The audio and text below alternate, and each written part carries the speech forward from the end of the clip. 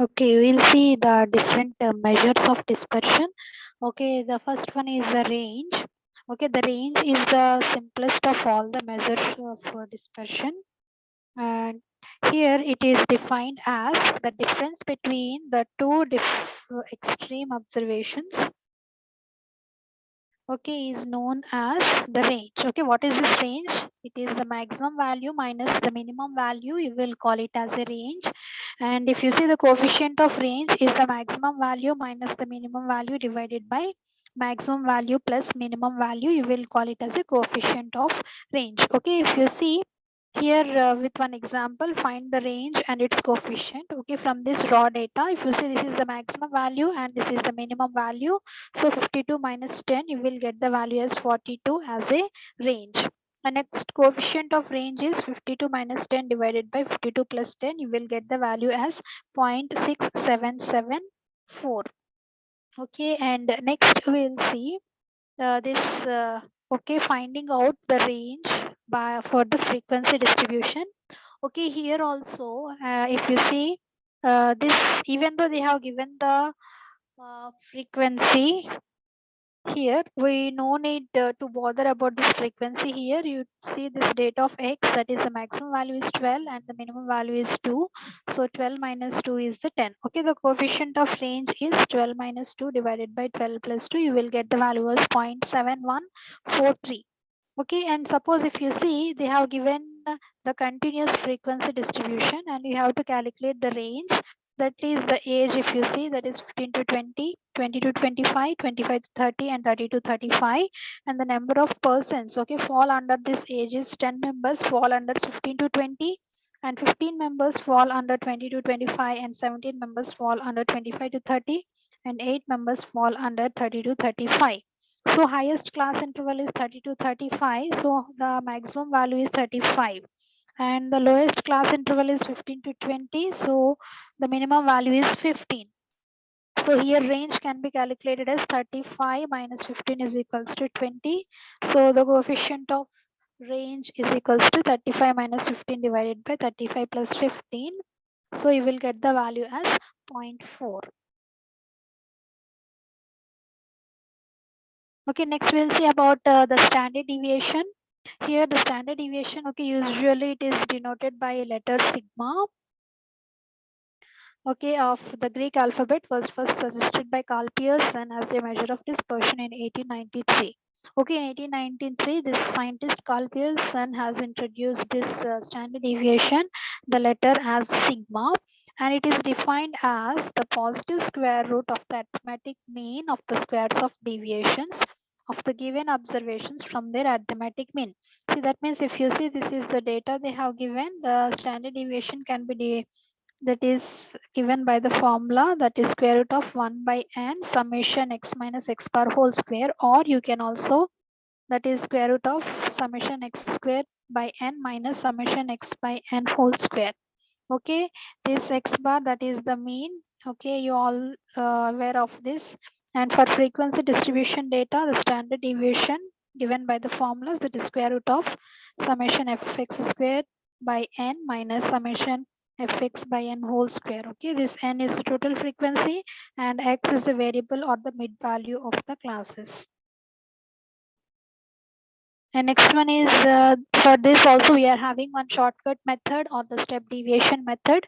Here the sigma is equals to, that is square root of summation fd square by n minus summation fd by n whole square into c. Okay, here also the d is equals to x minus a by c. Okay, x is the mid value of the class and a is the arbitrary constant and c is the length of the class interval and n is equals to total frequency. And next one is the coefficient of standard deviation. Okay, that can be represented by the formula, that is sigma by x bar. Okay, this is important. Once if you calculate the standard deviation, then you will get this coefficient of standard deviation, that is sigma by x bar. Okay, this coefficient of standard deviation, if you see, it's a very pure number, so it is independent of units. That means which doesn't have any units, so it's very much suitable for comparing the variability, homogeneity of two or more distributions. Clear? And one more thing is, if you are multiplying this coefficient of standard deviation, you will get the coefficient of variation, that is CV. Okay, that is sigma by x bar into 100. Is it clear? If you are multiplying this coefficient of standard deviation, you will get the coefficient of variation. Okay, next some other terminologies regarding the standard deviation, that is the variance. Okay, if you see regarding this variance is the square of the standard deviation, that is sigma square. You will call it as a variance. Okay, sigma square is equals to 1 by n summation x minus x bar whole square. And mean square deviation, it is denoted by s square. S square is equals to 1 by n summation f into x minus a whole square. Okay, and next one is the square root of this mean square deviation. If you are square rooting this, you will get root mean square deviation. Okay, if you see the example here, find the standard deviation of normal raw data. See, this is the raw data. X minus x bar you have to calculate first. Okay, what is this x bar value? X bar is equals to summation x by n. Okay, summation x means that is total, this value is 108 divided by small n, that is number of observations. Total number of observations is 6. So you will get 18. So x minus x bar means 20 minus 18 is 2, 15 minus 18 is 3, 19 minus 18 is 1, 24 minus 18 is 6, and 16 minus 18 is 2, and 14 minus 18 is 4. Okay, next x minus x bar whole square. Okay, 2 2s are 4, 3 into 3 9, 1 into 1, 6 into 6 36, 2 into 2 4, and 4 into 4 16. Okay, summation x minus x bar whole square is equals to 70. Finally, you substitute this value in this formula and you will get the standard deviation as 3.4157. Okay, and next we'll see find out the coefficient of standard deviation, that is sigma by x bar. Okay, we'll get 0.1898. From that you can calculate coefficient of variation, that is multiplying with 100, that is 18.98, and the variance, that is sigma square is equals to summation x minus x bar whole square divided by n. You will get 11.666. Okay, see, from that raw data you can also calculate with another formula, that is this one, this formula. If you're substituting, you will get the standard deviation. This is another formula for the standard deviation by using the raw data. Here initially you have to calculate the x square. Okay, that is 20 into 2400, 15 into 15 to 25, like that you can calculate this x square, and finally the summation of this x square is 2014. Okay, you substitute here, you will get the standard deviation as 3.4157. And next, if you see for the frequency distribution, how we have to calculate the standard deviation, that is the marks. Okay, 22, 35, 55, 62, 65, and 80, and number of students. Okay, 2 students got 22, 8 students got 35, and 10 students got 55, and 13 students got 63, 22 students got 65, and 8 students got 80. Clear? See, and you have to rearrange the data like this, and you have to calculate initially fx. Okay, this is f value and this is the x value. That is 22 into 2, 44, 35 into 8, 280. 55 into 10, that is 550, 62 into 13, that is 806, 65 into 22, that is 1430, and 80 into 8, that is 640. Next, we have to calculate fx square, that is equals to fx into x. Okay, this is fx into x. That means these values and these values, we have to multiply it so that you will get these values.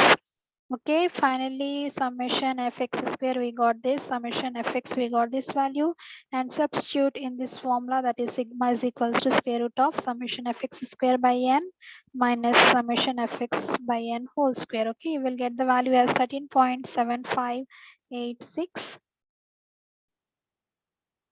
Okay, and from that you can calculate this coefficient of standard deviation, that is sigma by x bar, you will get 0.2311. And next one is by from the continuous frequency data. Okay, if there is a continuous frequency data like this, okay, I told you have to calculate this mid values. Next you have to calculate the fx. Okay, this is the f and this is the x values. To multiply it, you will get these values, and finally fx square, that is fx into, that is x. Okay, this is fx into x. Okay, you multiply these values, these two values, you will get these values. Okay, and that is summation fx. If you are adding these all, you will get summation fx.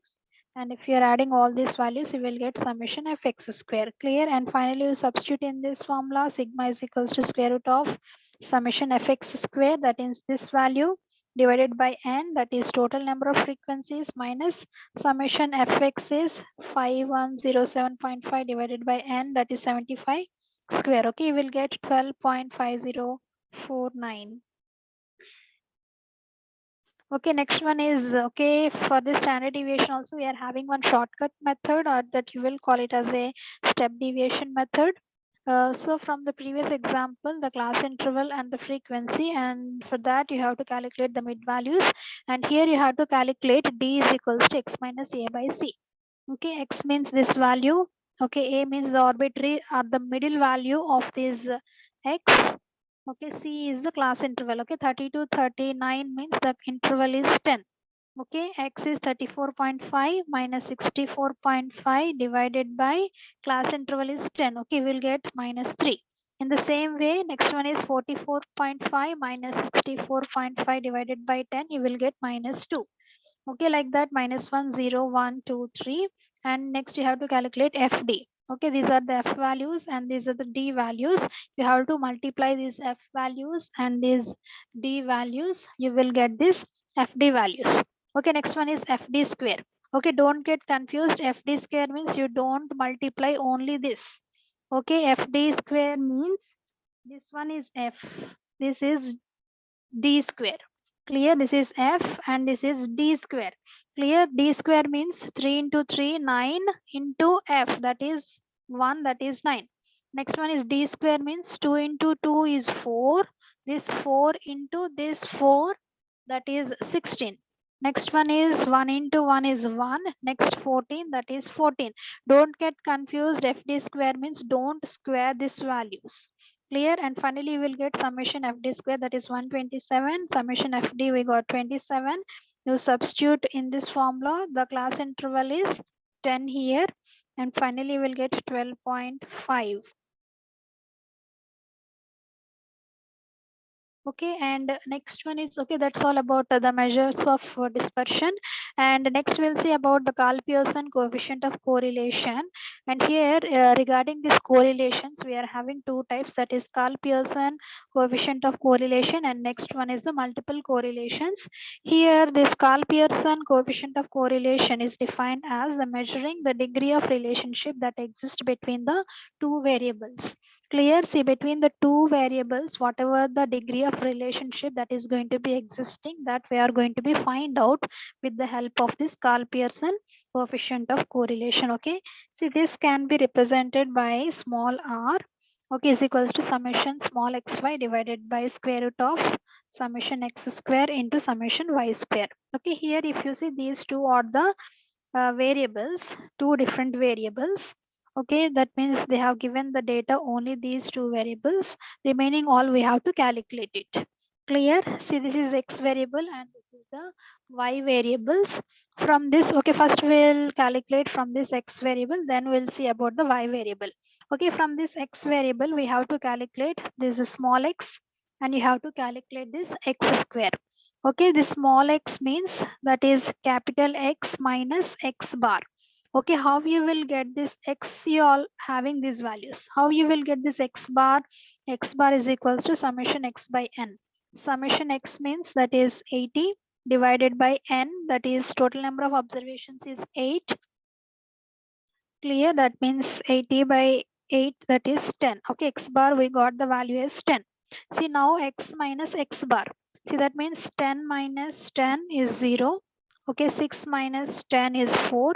9 minus 10 is 1. 10 minus 10 is 0. 12 minus 10 is 2.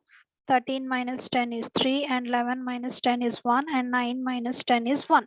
Okay, and next we have to calculate the x square, that is 0 into 0, 0, 4 into 4, 16, 1 into 1 is 1, 0 into 0, 0, 2 into 2, 4, and 3 into 3, 9, 1 into 1, 1, 1 into 1, 1. Okay, we have calculated for this x variables.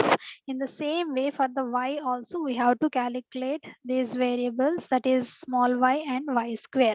Okay, small y means that is capital Y minus Y bar. Okay, here also we have to calculate the Y bar like this. See summation Y, that is 64 divided by n, that is n is equals to 8. That means you will get totally 8. So 9 minus 8 is 1, 4 minus 8 is minus 4, 6 minus 8 is 2, or that is minus 2, 9 minus 8 is 1. Okay, like this you will get the small y, and you have to multiply, that is y square. You will get this y square values. Next you calculate the xy. See, that means this values and this values. Okay, small x and the small y values, you have to multiply it. You will get this xy values, and finally you will get summation xy also. Clear? You substitute here small r is equals to summation xy, that is 43 divided by square root of summation x square means that is 32 into summation y square means that is 72.